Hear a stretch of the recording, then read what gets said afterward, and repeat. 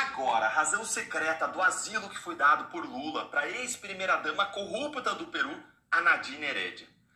Vai sair fora disso, em nome de Jesus. Lula, você não tem vergonha na cara? Não tem.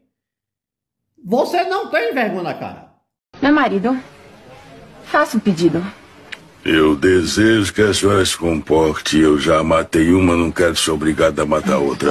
E o pessoal que vota em você e apoia você hoje, os esquerdistas, com todo respeito, não tem nada contra ninguém. Você não tem vergonha na cara. Todo mundo ficou sem entender por que raios que o Lula deu esse asilo vergonhoso para Nadine Heredia, a ex-primeira-dama do Peru, condenada a 15 anos de prisão. No canal, deixa seu joinha! Por receber milhões e milhões em propina do Odebrecht. Afinal de contas, Lula, em tese, só perde com isso. Lula conseguiu ressuscitar toda a discussão sobre a corrupção dele mesmo na Lava Jato, porque é um caso em que ele mesmo estaria envolvido. Então o asilo, ele gera um custo de imagem imenso para o Lula, sem falar do custo de movimentar toda a máquina do Estado. O jatinho da FAB, que era injustificável, já que tem voo direto do Peru para o Brasil. A incoerência, porque ele não dá asilo para outros criminosos que amariam ter asilo no Brasil.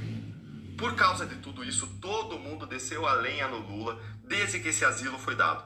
Por que raios, então, que ele deu esse asilo? Olha, tem uma razão secreta e muito forte para esse asilo. E ela está relacionada a algo muito grave e que preocupa Lula ao extremo e que eu vou te mostrar agora. Faz muito bem, Coronel Jesuíno. Matar uma já é suficiente, tem que matar duas aí é falta de sorte. Mas antes disso, para a gente entender isso, confere comigo rapidamente esse vídeo aqui de uma reportagem do Jornal Nacional sobre esse caso, com um trecho em que André Sadi pergunta para o chanceler brasileiro, para o Mauro Vieira, por que a Nadine foi asilada. Prestem muita atenção aqui na pergunta da Sadi e na resposta dele. Vale muito a pena ver esse vídeo aqui, ó. O senhor falou questões humanitárias, questão de saúde, foi isso que o governo brasileiro avaliou. Mas todo condenado por corrupção que tiver questões de saúde pedir asilo, a gente vai conceder? Essa é a minha... Eu já acho que se quiser matar, mate quantas quiser. O assunto é resolver tudo a bala. Não dúvida, porque se tratava de um caso especificamente da Odebrecht, esse investigado, qual que vai ser o critério? Porque eu acredito que tenham vários casos desse tipo. Isso são, olha, especulações, a gente tem que examinar casos concretos. Esse caso concreto foi com base nisso. O marido, o ex-presidente, o Mala... É um mala mesmo. Ele, aliás, estava no momento do encerramento, pelas notícias que eu recebi, do processo, e foi imediatamente encaminhado à reclusão. E a questão específica, como eu disse, volto a repetir, foi com base em questões humanitárias, não só da saúde dela e da recente cirurgia de caráter sério, grave, mas também do filho menor de idade. Questionado sobre a rapidez do caso, sabonetou e não respondeu. Então todo mundo que é filho, todo mundo que tiver uma condição de saúde agora não vai mais pra cadeia. Tá liberado. É a mulher do batom, por que não solta? Ela tem filho pequeno. O assunto é resolver tudo a bala. Acolher, é isso mesmo? Por que, afinal, hein, ministro? Por que foi concedido asilo para ela? Olha, eu também fiquei com a mesma dúvida da Sadi. Lula vai dar asilo agora para todos os condenados por corrupção do mundo que tenham problemas de saúde ou então que tenham filhos pequenos? Olha, a resposta é não, gente. Ele não vai dar. Mas ele deu para Nadine porque ele tem muito medo de que aconteça uma coisa muito específica. Acompanhe aqui comigo o que a Malu Gaspar, jornalista que apurou essa história inteira para o livro A Organização, que é um livro sobre Odebrecht e a Lava Jato, dá uma olhadinha o que ela contou sobre isso. Fica aqui comigo que vale a pena você ver essa revelação final aqui que você vai ter, ó. Dá uma olhadinha, você vai entender esse caso como ninguém. Olha aí. O Olando Mala era um candidato que começou a eleição como um azarão, mas ele era um candidato de esquerda, próximo do presidente Lula e da então presidente Dilma Rousseff. E para ajudá-lo foram enviados maqueteiros também para o Peru.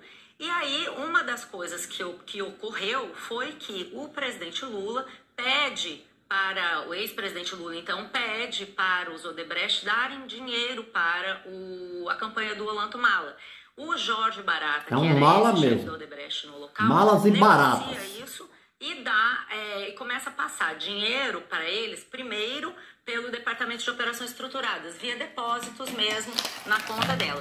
Mas chega uma hora em que ela diz para ele que precisa do dinheiro lá mesmo, no local, precisa do dinheiro em espécie. E aí é que acontece essa história que eu contei hoje na coluna do Jornal o Globo, que eu apurei na época que eu estava escrevendo o livro. Eu fui ao Peru, conversei com bastante gente, consegui reconstituir essa história. O que ele fazia? Ele recebia o dinheiro do Brasil, botava o dinheiro dentro de uma mochila e ia com um assessor até um apartamento que não era bem a casa deles, era um apartamento usado para realizar encontros de campanha. Eu já acho que se quiser matar, mate quantas quiser. O assunto é resolver tudo a bala. Num bairro de classe média, nem era identificado como comitê de campanha, muito simples, sem muita mobília nem nada. Ele chegava lá, ela o recebia, sentavam em algum quarto, ela esvaziava a mochila com o dinheiro e botava o dinheiro no armário. E segundo o que eu apurei, foram algumas visitas desse tipo em que ele levava coisa de 200 mil, 300 mil dólares para entregar para ela. E essa visita que eu conto hoje no Jornal Globo, ela teve um fato inusitado para eles, que marcou, e por isso é que eu contei ela, que em geral quem recebia esse dinheiro era só a Nadine. O Jorge Barata ia até lá, entregava o dinheiro e depois ia embora, era uma coisa bem rápida. Mas nesse dia, o que aconteceu foi que ela disse que o próprio Orlando Mala estava ali do lado e queria conversar com ele. Ele foi até a sala onde estava o Mala, e o Mala agradece, manda agradecer o Marcelo Odebrecht e explica que apesar dos temores deles, né, eles tinham muito medo que o Mala fosse estatizante, esquerdizante, coisas que para o Odebrecht naquele momento seriam ruins. Eles estavam vindo de um governo liberal. E aí ele explica, diz, olha, eu não vou estatizar nada, eu não vou ser radical, eu vou ser um moderado, eu vou continuar a liberalização econômica, e aí ele vai embora. E aquilo se repetiu algumas vezes, até que o Mala, que saiu do 4º lugar nas pesquisas, acaba ganhando a eleição. Não era o candidato preferido dos Odebrecht lá no Peru, mas acabou ganhando, e com a ajuda dada a pedido do presidente Lula, na época ex-presidente, que foi negociada junto com o Antônio Palocci e junto com o Emílio Odebrecht. Isso foi também depois contado em vários depoimentos da delação do próprio Marcelo Odebrecht, da delação desse executivo, porque depois com a Lava Jato entraram no acordo de leniência da empresa. E também está muito bem documentado nos e-mails que foram apreendidos, nos registros do Departamento de Operações Estruturadas, e é por isso que ela foi condenada. Vocês entenderam então, meus amigos? Está aí a resposta. Vocês conseguiram entender? Olha só, a Nadine Heredia e Ollanta Humala, eles foram condenados no Peru por conta de uma corrupção que foi pedida, que foi ordenada. O próprio Lula, segundo as investigações, segundo as delações, segundo as apurações. Olha, a gente não pode condenar ninguém, porque você sabe como é que o Brasil é hoje, né? A pessoa só é culpada depois do último julgamento, a última condenação, a última instância, STF anulou tudo, segue anulando tudo da Lava Jato. Agora a gente pode falar em cima das evidências, como a Malu fez aqui, falar o que os delatores diziam. E a história toda a corrupção era pedida, era ordenada pelo próprio Lula. Quem deu a ordem, quem mandou o Odebrecht pagar milhões em propinas para financiar a campanha eleitoral suja do Mala no Peru foi o Lula. Isso segundo as delações, segundo toda a história contada. E agora o Mala, ele está pegando cana no Peru por conta disso. E a Nadine, ela corria o risco de também ser presa. E aí, como que o Lula ficou com essa história? Ele ficou com medo dos dois fazerem uma delação, dos dois contarem tudo, dos dois narrarem, confessarem, abrirem o jogo, com medo deles confessarem e dizerem, olha, quem orquestrou tudo foi o Lula.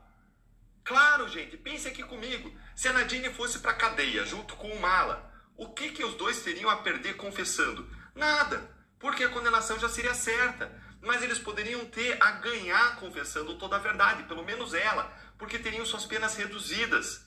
E lembrem, ela com seu problema de saúde e com o filho de 14 anos para cuidar. Vocês acham que ela não faria de tudo para se salvar? Claro que faria.